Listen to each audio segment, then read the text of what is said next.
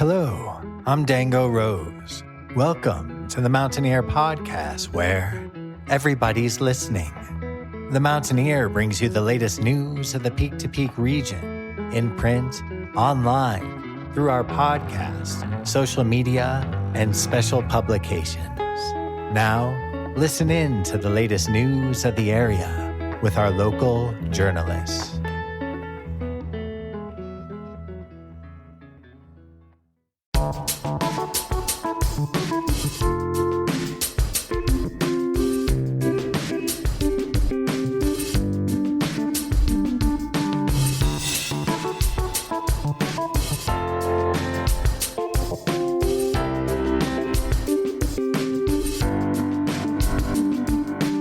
Welcome back to the Mountaineer Podcast, where everybody's listening. I'm Barbara Hardt. And I'm Doug Armitage. Thanks for joining us. The intro music is provided by Dan Williams.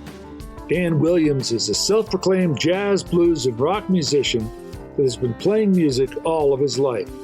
Keep an eye out for Dan Williams on Random Thursdays at Very Nice Brewing Company, 20 Lakeview Drive in Nederland.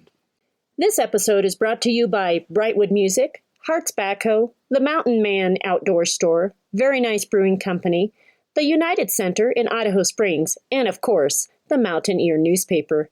And now to the news desk. This week's movie at the Backdoor Theater is The Batman, rated PG-13. The movie shows Friday and Saturday at 7 p.m., with a Saturday matinee at 2 p.m. Some of this week's highlights in the Mountaineer include our weekly music column, which is always available in print and online, Keep It Local business stories of Blackhawk and Nederland, School Zone, a Gilpin mail theft article, the Backdoor Theater movie of the week, Nederland and Central City government articles, Frozen Dead Guy Days event coverage, a survey about events in Nederland, my personal column, of course, information about the cool grant we received to start digitization of the Mountaineer, which will have free access for all editions when it is done, and so much more.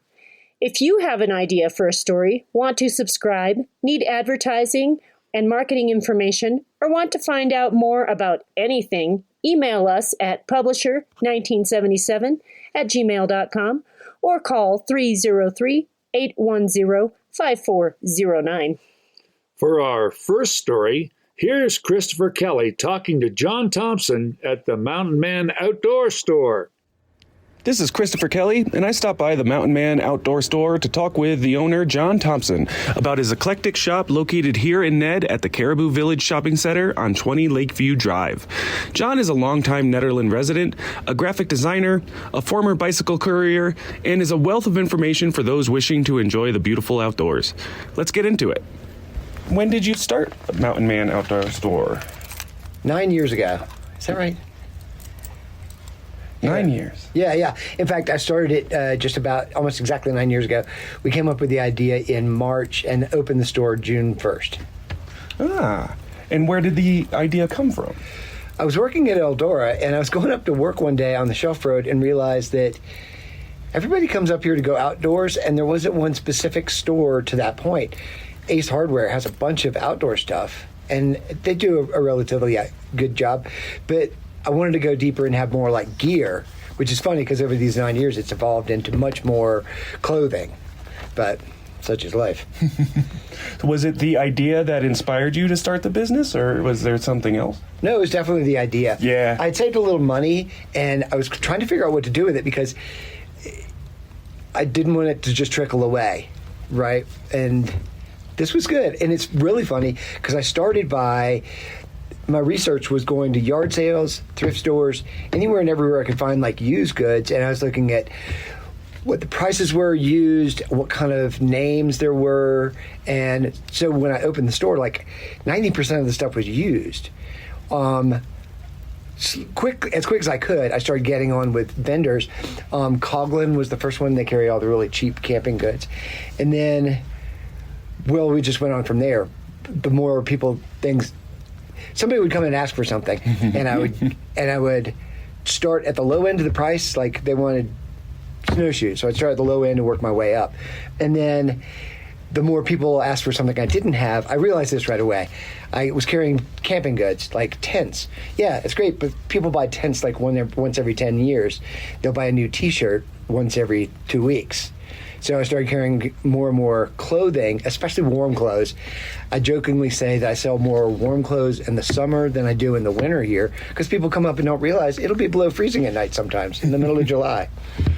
Oh, right. So I was going to ask you, like, explain some of what your business features, but it sounds like you were saying you were going from what people needed, a necessity, and you built from there. So, explain a little bit more about what's in the store. Well, it's easy to figure that one out. You just open the store and just listen to what people ask me for. You've written down stuff that I get asked for every now and then. And sometimes it's something odd. One guy asked me for galoshes. I was like, ooh, that could be a good idea. And so I carried them for a while, and then no one else bought them. And then it's just naturally evolving. It's really easy. Just listen to what the people ask for. Start at low end, work your way up, and if things don't work, you just have to at some point cut them loose. I've had to sell things for what I paid for them. I've also had to just take stuff that never sold and throw it away. And it just, at this point, it's the amount of space that we have. If it doesn't sell, it doesn't stay. Yeah, absolutely. Explain a bit about your background before starting the business. Well, I grew up in Raleigh, North Carolina. I worked as a newspaper boy when I was 1976 when I was a kid, and then I got a job at a couple different restaurants, just like every kid, and then I worked at JCPenney's, and I worked there for about 5 years and learned the inroads of retail there. But then I went off to college and got a degree in art history, which is useless. But then I became a bike messenger for 15 years, and I liked it. It was great physical activity and just awesome until I turned about 50, and then I wanted something a little bit more stable, something indoors. And so when I came up with the idea, I was really happy. And so far, knock some wood, it's done pretty good. Absolutely. And what would you say makes you different than other gear stores? It's a lot thinner. I always jokingly say, yeah, my store's just like REI, except it would fit in their bathroom. I have to go for the things that are really specific and do well. Also, I don't carry like the breadth of REI carries, all kinds of little bits and pieces that I just don't have the room for. And that's one thing in the future. I'd really like to get more room so I could get more stuff. And I mean, right off the bat, one thing that REI doesn't have is a graphic designer in-house to make their own bumper sticker. Yeah. Well, that was where the one place the art history degree came in, because I'm actually able to sit here and doodle and design things. Oh, right. And what's the favorite part of what you do? The people. Yeah. I get people from, up until COVID, I got people from all over the planet that would come in here, visiting from everywhere. And it's funny because people, especially people from cities, can be a little standoffish because I'm very like, hey, how's it going? Very outgoing and nice to them, and they think I'm going to try to sell them something. And then I show them a dozen pictures of like moose and bears and different places to go up here. And then I give them one of the free guides to Nederland in the area, and they're just like, really? And they walk out confused because they thought I was going to try to sell them something. But on the other side, that's also kind of my weak point is I'm not a huge salesman. People come in and I'm not going to be like, oh, here's a new jacket we just got. You should try this, blah, blah, blah. That looks great on you. I'm like, no, if you need a jacket, they're over there. Try them on. I'm not going to, oversell anything. Well, absolutely. But I think, would you say like, the tourist information or just the local conversation and asking about the town, you get that a lot? Definitely. Yeah. The little guide there, that's why I try to get them all summer long, because I give them out for free to everybody. And that's a huge thing, is just telling people where to go and what to do. And then also remind them, like when there's a fire ban, don't have fires. You can't have forest fires anywhere. Campfires up here anyway. And they'll be like, but I'm staying in an organized campground. I'm like, okay, where? West Magnolia. I'm like, nope. It has fire rings. Nope. And I've had like kind of not really tense, but like very like one-sided conversations with people. No, you can't do that. Sure, you can do it, but the police are going to show up. As well as campers, because I wanted to be a camping store, and I still do 90% of my business with people that are going out into the woods. and trying to explain to people that come up that no, you can't live in the woods up here for the summer. 2 weeks in one place. I'm like, yes, but I go camping all the time. I never spend more than 2 or 3 days in a spot. So once you're putting up tarps and trying to establish yourself there, it's a little bit of a rough area. So I have to be really mindful to try to help and try to prevent people from becoming a nuisance. So that's a service to not just people from out of town, but that's a service to the town. Yeah. Keep things respectful, keep things clean. I wish I could do something about West Magnolia because it would be a great camp spot. I don't send families up there because most of the time in the summer it's a bunch of like drunken hooligans like I used to be. They don't know what they're doing in the woods and messing it up for everybody. So you already talked about, how you got to where you are now as far as what you stock and what you carry. Yeah. Where do you see the business going in the future? I made a bid to buy out REI. I don't think they're going to take it because it's only a couple $100. But no, I would love to get a bigger store. I'd love to double the size of this. And then really eventually it'd be fun to try a second location somewhere. I think my market here is very specific because we're right on the cusp of the outdoors, and the fact that it's just me and 1 or 2 employees keeps me very nimble. Whereas bigger places, man, like the Sports Authority, I watch them go under, and I'm like, how do they do this? They had $1 billion worth of inventory, but they're just too slow moving. Yeah. So. Yeah. I mean, it's kind of an interesting topic to bring up now. It doesn't come up too often. I think people are tired of talking about it. But how did COVID impact your business? Oh, horrifically. Yeah. First, it came and killed Frozen Dead Guy Days right after we bought all this stuff for Frozen Dead Guy Days. And that is a huge boon to us in a really slow time of the year. And I'll tell you guys this on the podcast. That month, I think it was February or March, that everything basically was shut down. I had to take every dollar. I even had to take 2 rolls of quarters out of the register to be able to pay my rent that month. And it really showed me, I need a little bit more cushion in those times.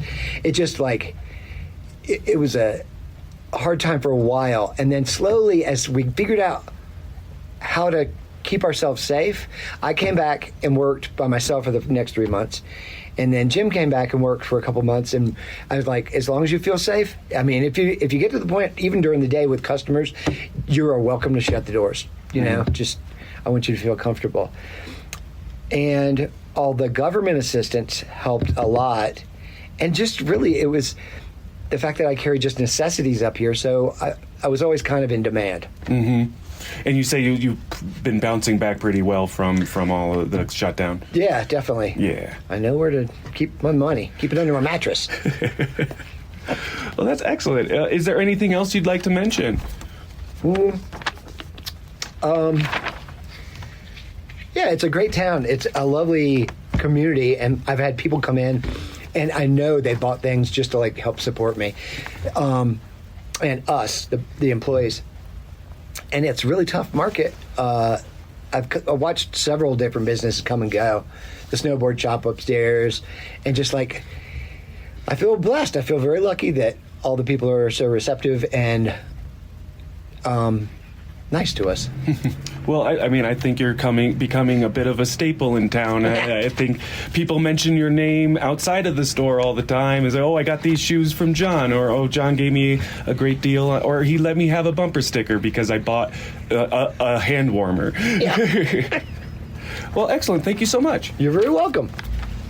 I'd like to thank John Thompson for taking the time to share his story and for telling us more about his business. Mountain Man Outdoor Store is located in the Caribou Village Shopping Center on 20 Lakeview Drive. Just look for the Bigfoot hanging out on the sidewalk. Stop in 9 a.m. to 6 p.m. any day of the week for gear, for camping essentials, a new Hardt, a novelty bumper sticker, or just some great local conversation. Thanks, Chris. And back to the news desk. Visit Brightwood Music in Nederland for a custom setup of your stringed and fretted instruments. They also offer lessons for all ages and abilities. Brightwood Music is family-owned and operated and has been a Nederland staple for your string music needs for over a decade. They are located at 20 East Lakeview Drive, Unit 109 in Netherland, and can be reached at 303-258-8863. Hey, peak-to-peak musicians and artists, the Mountaineer is looking for you. We're looking for our June and July featured musicians. Would you like a feature story in the Mountaineer print, online, and podcast edition? We cover all news of the peak-to-peak, including business, author, and artist profiles. Right now, these are all completed through email, phone calls, and an occasional in-person interview with our journalists. Interested? Email publisher1977@gmail.com to get on the list for upcoming editions. Did you know the Mountaineer has a free 100-day trial to the online and print edition? You can check it out on the website at www.themountaineer.com and click on subscribe. You can also pick up the latest edition on the stands, which has a free coupon inside of it, or you can email us at publisher1977@gmail.com to sign up. And don't forget, our April Fool's edition is coming out, one of the best for us to produce, with feature stories that might be serious and might be entertaining for everyone. Send a copy to your friends out of state. For our next story, Jamie Lammers talks to Clay Rose from the Gasoline Lollipops. Take it away, Jamie.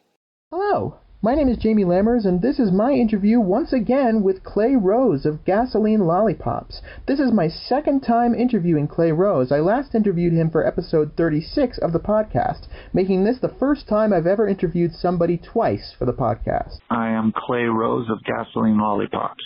And I hear you guys are doing a show at the Caribou Room soon. We are, yep. Can you tell us a little bit more about the show? Caribou Room is one of our favorite places to play. It's been a long time since we played there. I think the last show may have been a New Year's Eve show. This one was supposed to be a New Year's Eve show, but it got rescheduled for COVID. And I don't think there's any support on the bill, so it's just us. We're going to play a long set, or maybe two. And we're going to be playing a few new songs that are going to be on our new album that's slated for release later this spring. Awesome. And it's quite a departure from our previous sound, so we're going to have a lot of variation in our set. What are some of your backgrounds as musicians? Where did you come from in regards to your music interests, and how did the band start? The band started 16 years ago as a cowpunk duo with me and drummer Johnny Machine Gun Mauser, and it evolved over the 16 years. Players came and went, and I didn't know exactly what I was going for. I didn't have a whole lot of a direction, but I just had a feeling that I wanted, mostly a feeling among the energy of the players. And I feel like in the last 2 or 3 years, I finally got that combination of players in the band. Everybody in the band now has a music degree, aside from myself,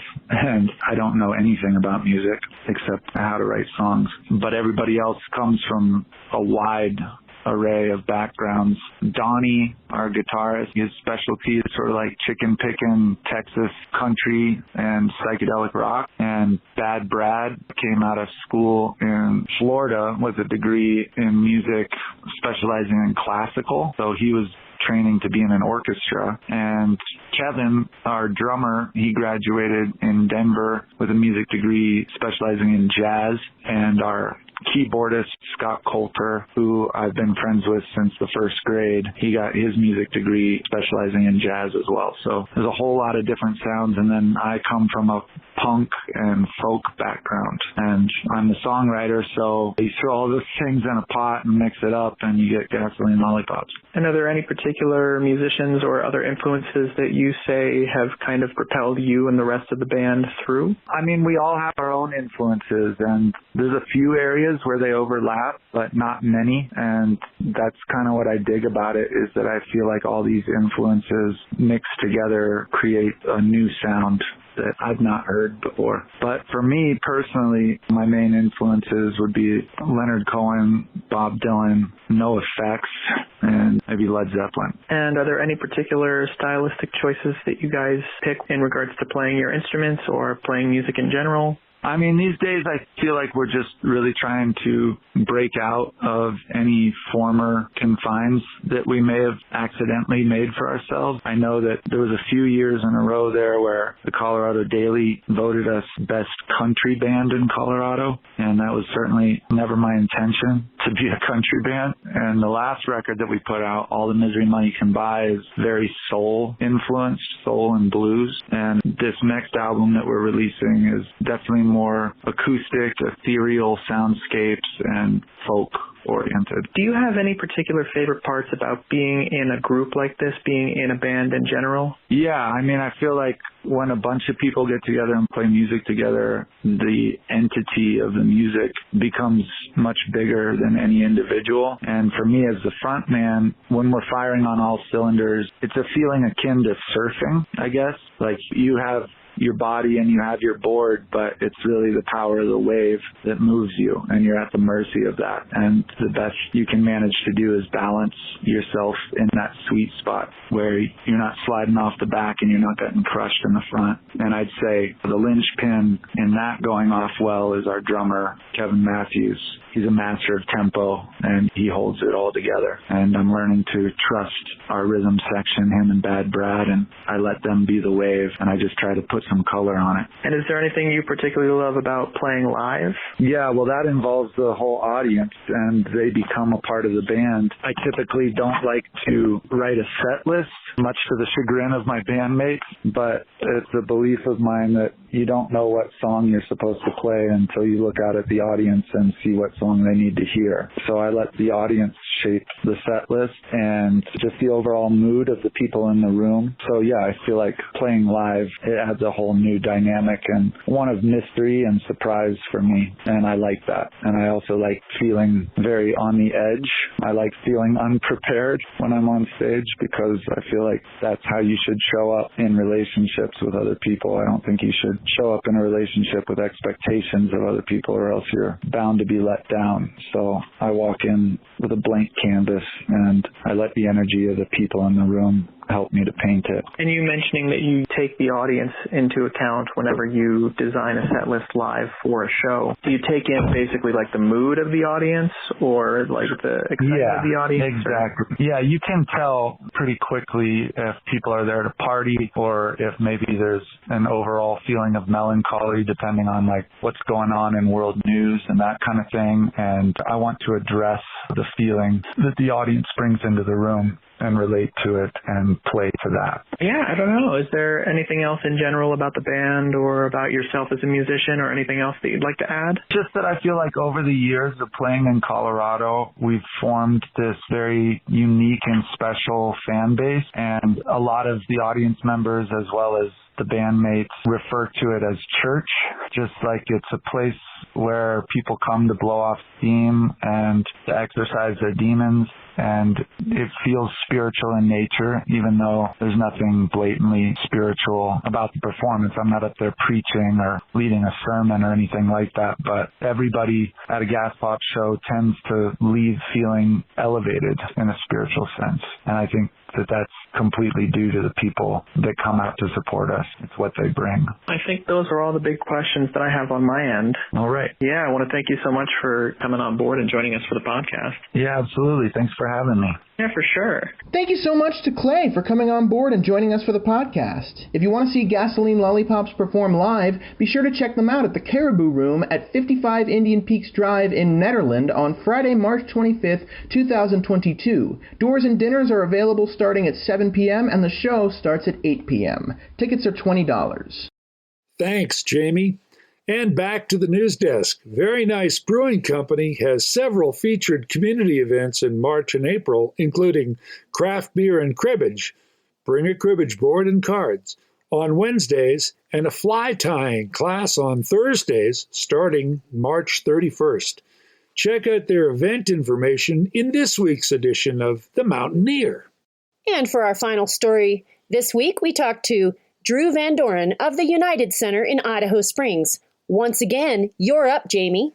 Hello, my name is Jamie Lammers, and this is my interview with board member of the United Center, Drew Van Doren. I'm Drew Van Doren, and I am the newest board member for the United Center, and I have been working with Bob Hickman to book a brand new series for the United Center for 2022. We've taken a little bit of a hiatus due to the pandemic, the way many smaller venues have, but we are confident that we can come back safely, and we're going to start in April. Tell us a little bit more about this series. So we're doing a 6-concert series that is kind of, I would call it Americana. It ranges from folk to bluegrass, but definitely all fits under the Americana kind of umbrella. We have people coming from, I think the Rough and Tumble Band is from, I want to say they're from Missouri. They're in April. They're going to be opening for Nathan McEwen, who is John McEwen's son of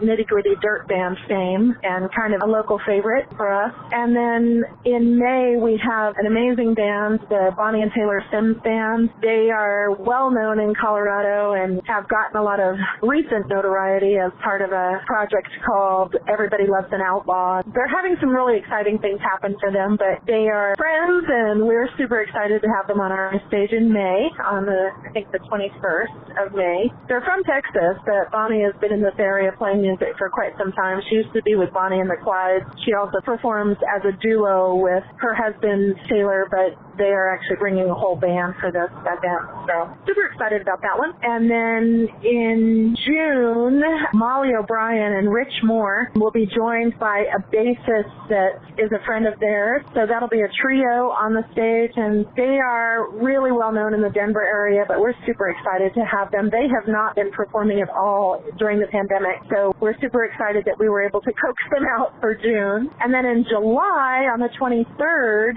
a nationally touring band that is a huge favorite on the bluegrass circuit is Chain Station, and they're just amazing. They are such a talented group, and super excited to have them. And then in August, we're going to take a little break because Rapid Grass is going to be happening as a town festival in Idaho Springs on August 20th. Then in September, this one's going to be a Sunday, September 11th, kind of an afternoon performance, Women in the Round. Regina Sales is coming from Pennsylvania, and she is going to be joined by a Boulder local, Rebecca Folsom, who is really well known in Colorado, in addition to Liz Barnez from Fort Collins. And we're going to be doing a Women in the Round singer-songwriter kind of thing. We don't usually do that kind of thing, but I think it's going to be amazing. And then in October, the band known now as FY5, they're familiar to a lot of people, some of the members, as Vendors of Youngberg, and they're just, again, hugely popular, really talented. The lineup is super exciting to me this year. Everybody that is going to be on the stage is just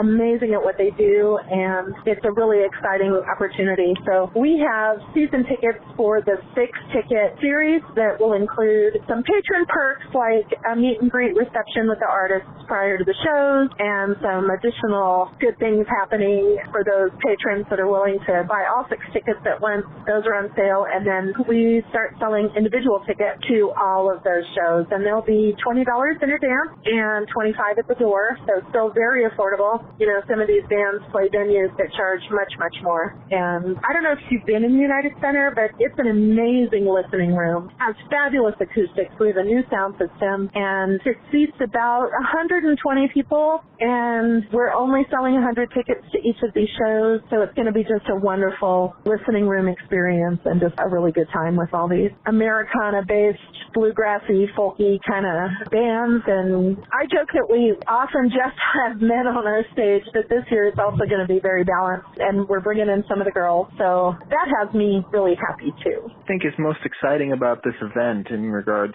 to the groups coming to play, or in regards to the reception, or what are you most excited about in regards to this?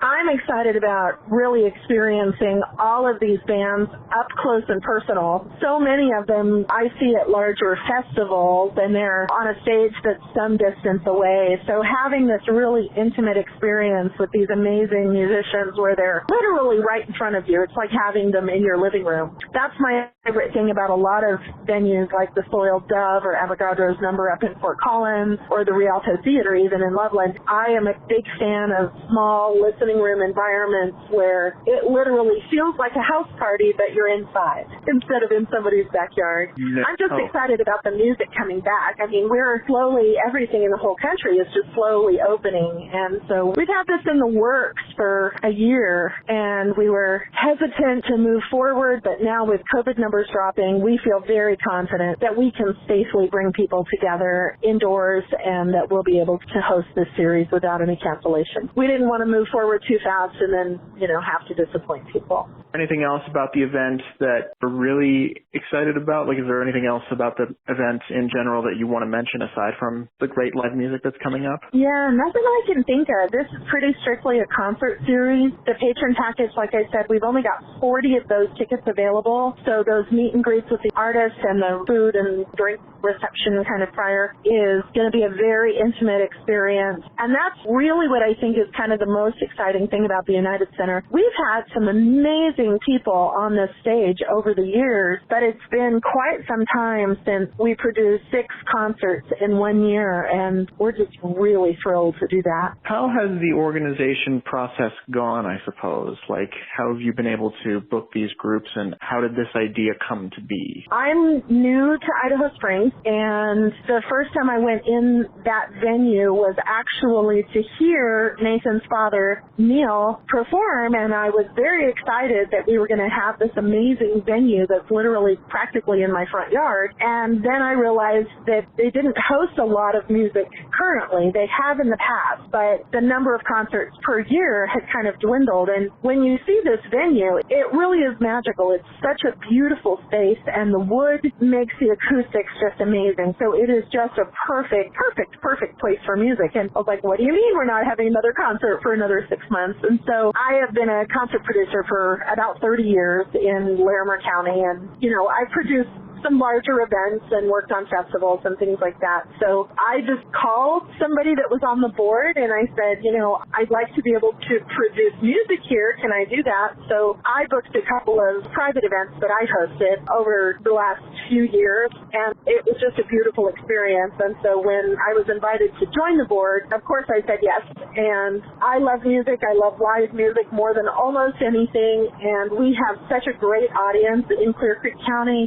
People come out in a couple of thousands for Rapid Grass, and they attend the Georgetown Heritage Series in big numbers. And in the summertime, on Tuesdays and Thursday nights, we have a downtown market that also has great music. And on Friday nights, they have music at the Argo, and the Yeti in town has live music on Friday and Saturday nights. So there's definitely music in the mountains in Idaho Springs, but I kind of wanted to bring people in and have touring bands that we could bring to Idaho Springs, because we're such an ideal location. We're far enough from Swallow Hill, we're far enough from Chautauqua that we don't compete with those audiences. And I love Red Rocks, but when you go to a large concert, a stadium concert, or a concert at someplace like Red Rocks, or even if you go to a concert someplace like a bar, it's just a very different experience than a true listening room. And that's what this space is.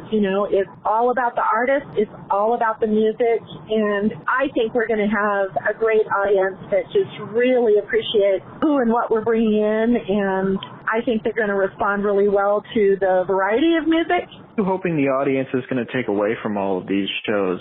I'm hoping the musicians are going to take away genuine new fans. These are truly gifts to the audience. We have missed live music performances so much during the pandemic, and every concert that I've attended over the past year where musicians have started performing again, they are so grateful to be performing live again, and we are so grateful as audiences to receive that gift of live music. Recorded music is wonderful too, but there is nothing that replaces live music and the energy that goes both ways to and from the stage. You don't get that from almost anything else. It just kind of brings people together at this very difficult time in our world, whether it's the war in Ukraine or the pandemic or just the price of gasoline right now. It unites people. Music wins where everything else fails. So we have really missed the music. that's really what I hope they take away from it, is just a return to a little bit of normalcy and a lot of joy that you get interacting in those environments with live musicians.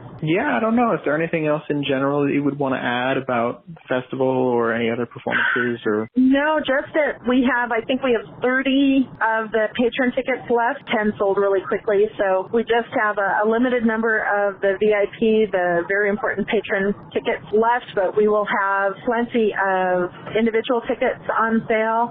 And there's really something for everyone. I think if you go to the entire season, that you would just be thrilled with all of the performers. They're all incredible.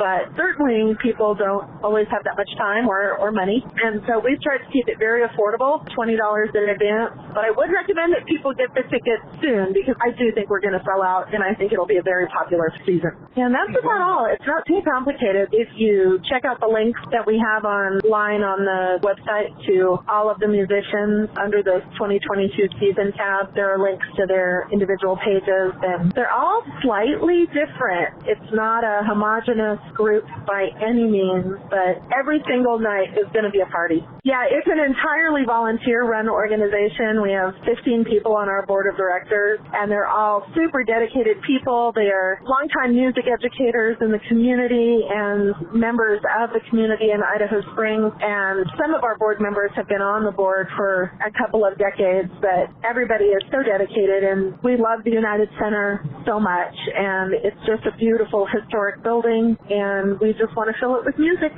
And that's about all I've got, I think. Thank you so much for coming on board. We really appreciate it. It was my pleasure.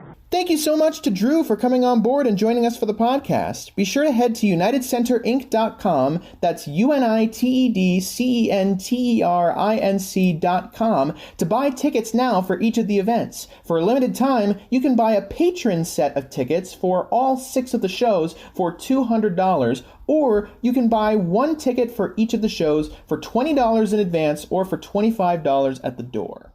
Thanks again, Jamie.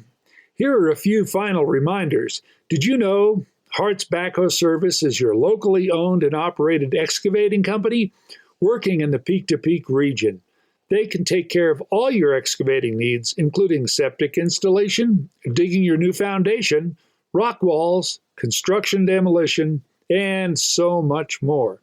Now scheduling summer and fall products, you can reach them at 303-589-9354. And pick up this week's edition of The Mountaineer in print in multiple locations across the Peak to Peak, including Western Boulder County, Gilpin County, and Jefferson County. And that's all for this week's edition of The Mountaineer Podcast. All editions of The Mountaineer Podcast, print newspaper, and the latest news are always available on our website at www.themountaineer.com. Thanks, everyone, for a great podcast. I'm Doug Armitage. And I'm Barbara Hardt. Until next time, thanks for listening.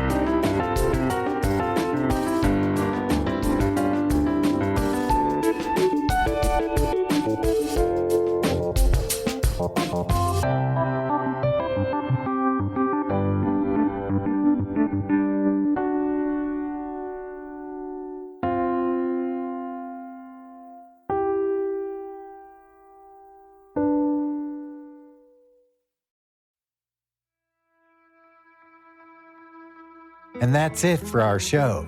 Subscribe online to get more access to more news, weekly updates to our community calendar, and a link to our YouTube channel by visiting themountaineer.com. Be sure to use the coupon code PODCAST when subscribing for a 10% discount, only available to our listeners. If you are in the local Peak-to-Peak area, be sure to pick up a print edition of The Mountaineer at a local business. I'm Dango Rose. Thank you for listening.